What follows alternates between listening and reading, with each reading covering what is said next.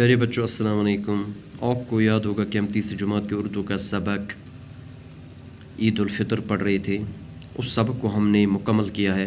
तो आज की इस वीडियो में हम उसी सबक के कुछ अल्फाज माने पढ़ेंगे।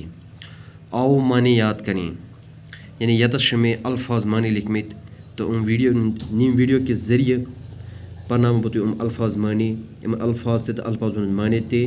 तो तो प्यारे बच्चों ये वीडियो वचित पत पनी कापी पे लिखन तो पचु घर याद करें।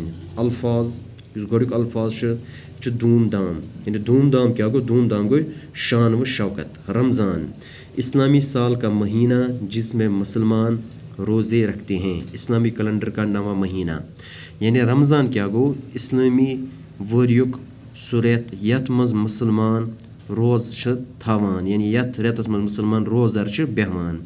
यह इस्लामी कैलेंडर नयम रेत।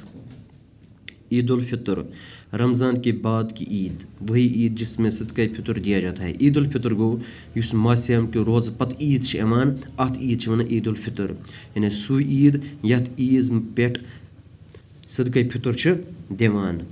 भीड़ गो हुजूम, मोहताज गो ज़रूरतमंद।